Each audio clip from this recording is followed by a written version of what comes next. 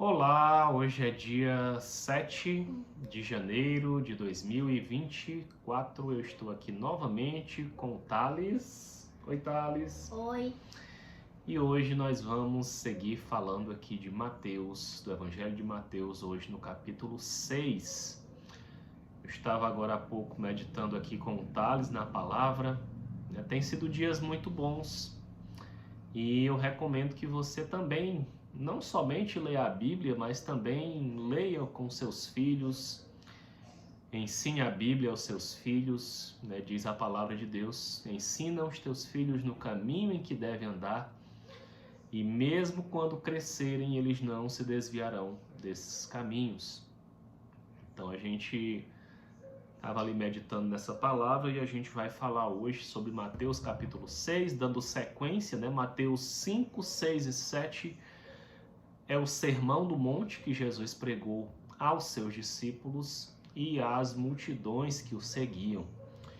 E hoje, no capítulo 6, ele fala da prática da justiça, né? E vem seguindo esse conceito que nós começamos a falar nos vídeos anteriores, no capítulo 5, da justiça, que é a forma como eu consigo me apresentar e ser considerado justo diante de Deus. Isso diz respeito às minhas práticas que estão alinhadas com a palavra de Deus. O Thales também já tem buscado entender os princípios espirituais e conhecer o reino de Deus, não é, Thales? Uhum. Então, o Thales já tem Sim. trabalhado. Então, no versículo 1 aqui de Mateus 6 diz assim: guardai-vos de exercer a vossa justiça diante dos homens. Como se dissesse assim, sirvam a Deus, mas vocês não precisam fazer isso diante dos homens, com o fim de serdes vistos por ele. Não é para fazer isso com o fim de aparecer, né, de se amostrar, como a gente diz aqui no Ceará. De outra sorte, não tereis galardão junto de vosso Pai Celeste, ou seja, né, galardão é um presente, é uma recompensa que Deus nos dá na glória celestial, com repercussões também terrenas, né? E Deus diz, se você está fazendo isso tudo para você aparecer, não vou mais te dar nenhuma recompensa, porque a tua recompensa você já teve diante dos homens, você já apareceu da forma como você queria aparecer. E aí Deus traz algumas situações aqui sobre como nós devemos agir ao dar esmolas, ao fazer nossas orações, como devemos orar, sobre o perdão, sobre o jejum e sobre os tesouros e as riquezas. De um modo geral, né, começando aqui a falar sobre as esmolas, aqui no versículo 2. Diz assim: quando, pois, deres esmola, não toque trombeta diante de ti. Não queira chamar atenção quando você der uma esmola a alguém, não queira aparecer demais, não toque trombeta, como fazem os hipócritas nas sinagogas e nas ruas para serem glorificados pelos homens, ou seja, para serem elogiados pelos homens. Em verdade vos digo que eles já têm a sua recompensa. Tu, porém, ao dares esmola, ignore a tua mão esquerda o que faz a direita. Com a mão que você dá, nem a outra mão saiba o que você está fazendo. Para que a esmola fique em secreto e o teu pai, que vê em secreto, te recompensará. Se você ajudar as pessoas, der esmolas, ajudar outras pessoas, mas não tocar trombetas, não chamar atenção e não quiser aparecer, diz aqui que Deus te recompensará. Isso é um ato de fé, gente, porque a gente faz isso crendo que Deus está vendo, crendo que Deus existe, né? E é galardoador daqueles que o buscam, daqueles que o obedecem. Esmolas em secreto, você não precisa aparecer para isso, precisa trocar trombeta. Na segunda parte aqui fala sobre oração. E o Thales vai falar para a gente aqui sobre a questão da oração. Como é, Thales, que diz a palavra? Quando orar, não pode, não pode ficar em pé na rua orando só para se amostrar. Deus tem que ir lá no quarto, no lugar secreto, saber só uma região que só Deus saiba. Muito bem, meu amor, isso mesmo. Então, Jesus disse que a gente não seja como os hipócritas, né? Que oram em pé, em voz alta. Não estou dizendo que é proibido a gente orar em pé ou em voz alta ou diante de outras pessoas, pelo contrário, né? Mas Deus sonda o nosso coração, Deus sabe se nós estamos fazendo isso para aparecer. Deus sonda o nosso coração, né? Então, diz a palavra aqui no versículo 5 que se eu faço isso para ser visto pelos homens, eu já recebi a minha recompensa. Eu não tenho mais recompensa diante de Deus. Mas tu, porém, quando orares, entra no teu quarto, fecha a porta e orarás a teu pai em secreto. E o teu pai que vem em secreto te recompensará. Novamente uma promessa de recompensa da parte de Deus. Você será recompensado assim. O que mais diz aqui no versículo 7, Thales? E orando não useis de vãs repetições, como os gentios, porque presumem que pelo seu muito falar serão ouvidos. Pronto, então diz aqui para a gente não ficar usando de vãs repetições, não ficarmos orando repetidamente, né? O Senhor Jesus diz que a gente não precisa ficar orando, repetindo, por quê? A resposta do porquê vem no versículo 8. Não vos assemelheis, pois, a eles, porque Deus, o vosso Pai, o que, Thales? Sabe de o que tendes necessidade antes que lhe peçais. Antes que a gente peça alguma coisa a Deus, Ele já sabe do que temos necessidade. É por isso que eu vou deixar de orar? De jeito nenhum. Deus nos estimula a orar. Na Bíblia inteira nós somos estimulados a orar. Pelo nosso relacionamento com Deus, pela nossa comunhão com Deus.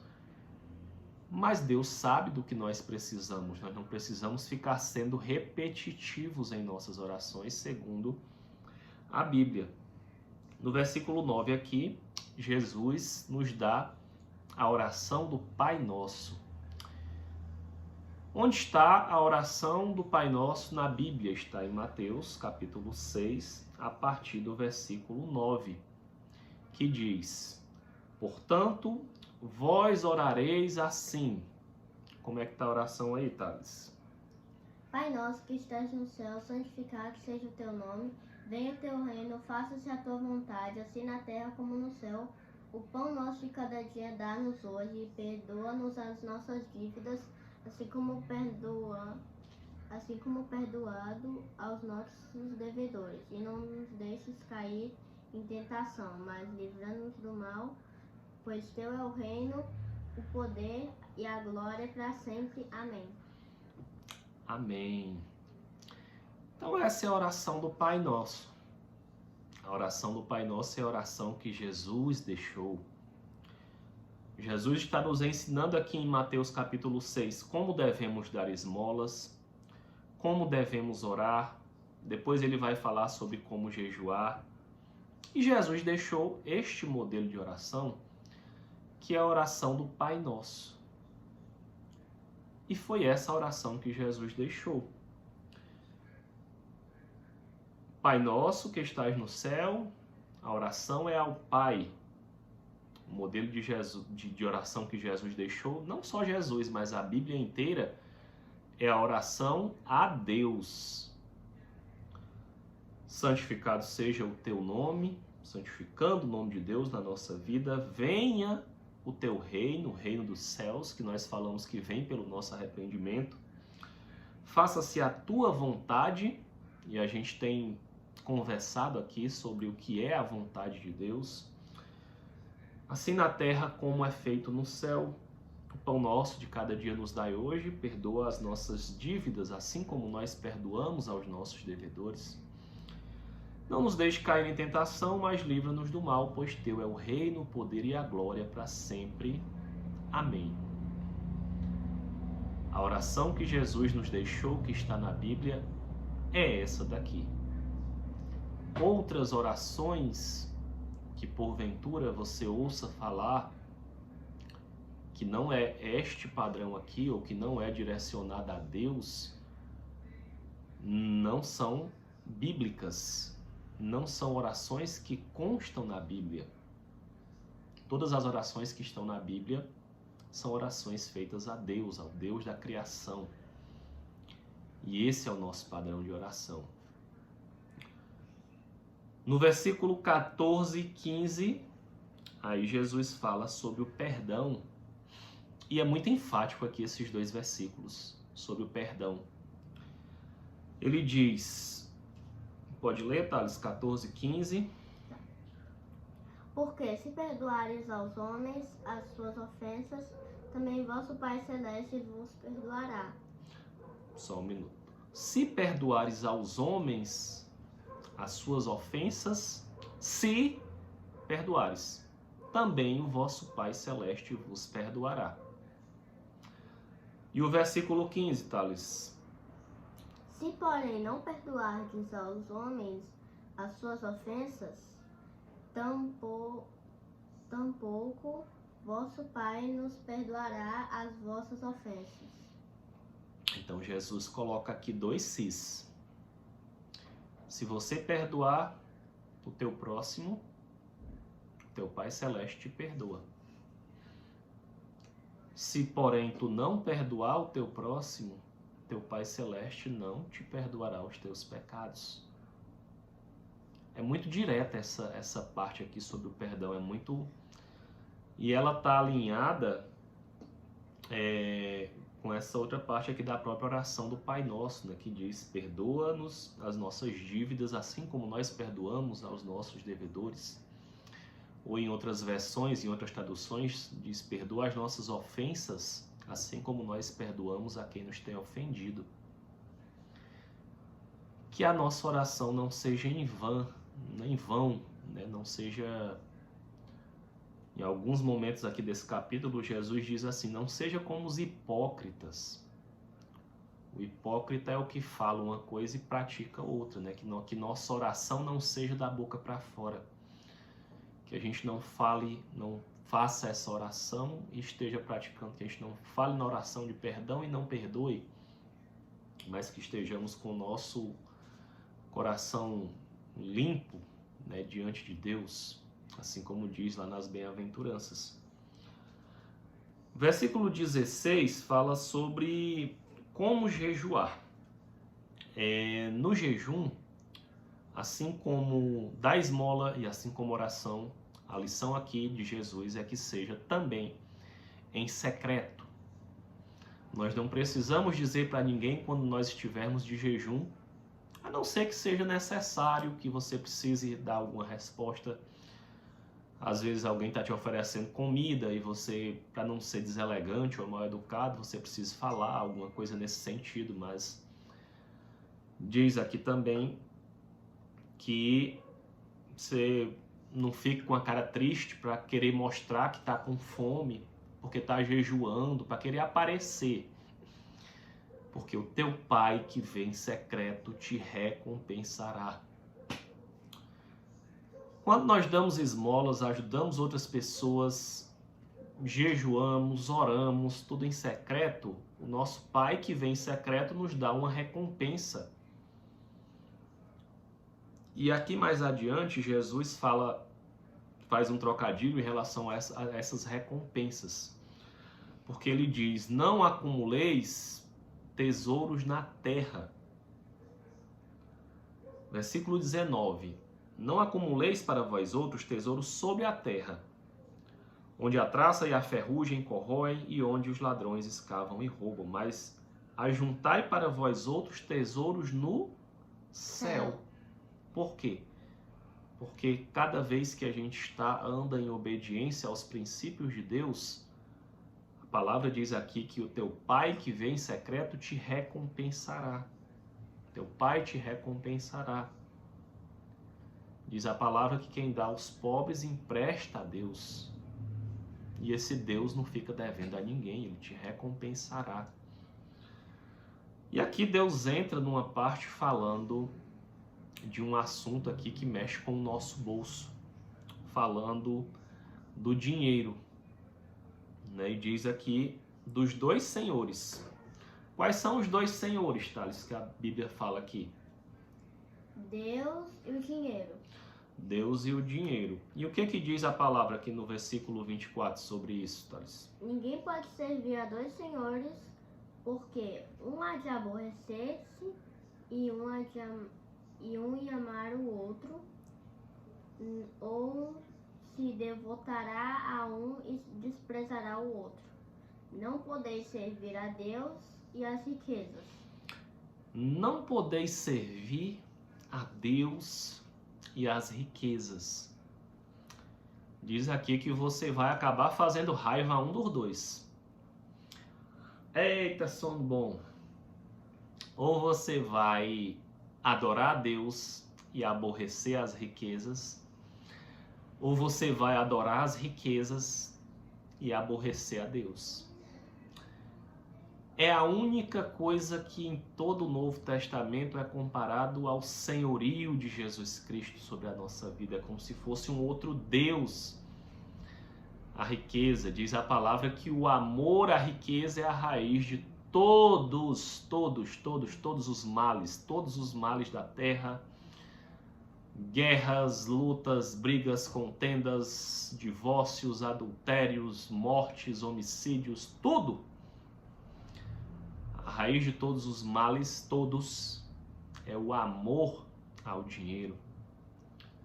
Então nós não podemos ter esse outro Deus na nossa vida, porque nós vamos aborrecer ao Deus verdadeiro, diz a palavra. Eu não posso servir a Deus e às riquezas. Por isso, e aí ele segue aqui meditando sobre isso, que nós não andemos ansiosos por coisa alguma, preocupados com o que comer, preocupados com o que vestir. E ele faz algumas comparações aqui sobre as aves do céu, que Deus as alimenta, sobre os lírios do campo, que são todos muito bonitos e Deus cuida. E Jesus diz assim: não tereis a tua vida mais valor do que das aves do céu, do que dos lírios do campo? Será que eu não posso cuidar de ti?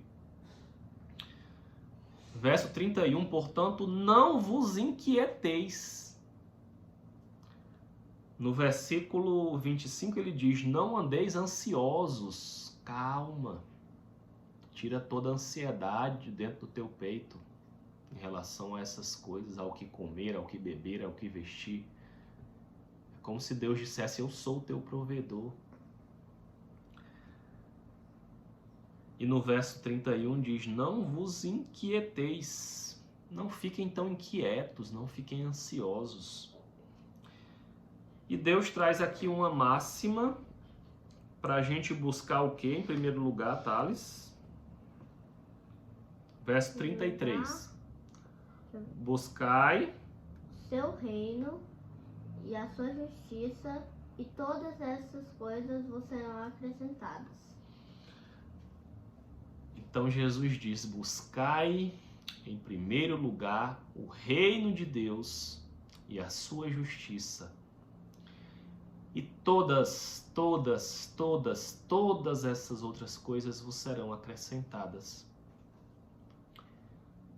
E esse é um desafio para a gente nos dias de hoje, né? Nos dias de muita correria, muito trabalho. A gente muitas vezes já acorda preocupado com o trabalho, com a hora de chegar no trabalho, com as demandas do dia a dia, com as cobranças que nos são feitas. E se a gente não tiver cuidado, a gente acaba colocando o trabalho em primeiro lugar e amando muito as riquezas desse mundo.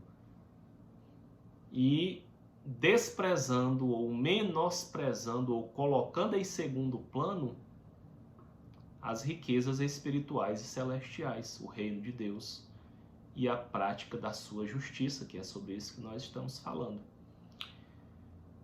Então nós temos sempre que ter isso em mente, porque se a gente busca em primeiro lugar o reino de Deus, essa palavra que não mente diz que todas as outras coisas me serão acrescentadas. Tudo aquilo que eu preciso me será acrescentado. Com isso fica que nós não fiquemos buscando, né? Lembrei agora também de, acho que em Eclesiastes, que fala que isso tudo é correr atrás do vento.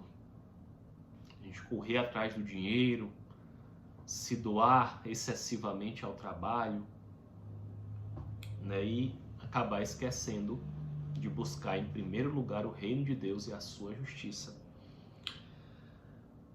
Portanto, basta a cada dia o seu próprio mal. Um abraço, que Deus te abençoe, em nome de Jesus. Amém. Papai ama. Tchau, gente. Um abraço. Até a próxima.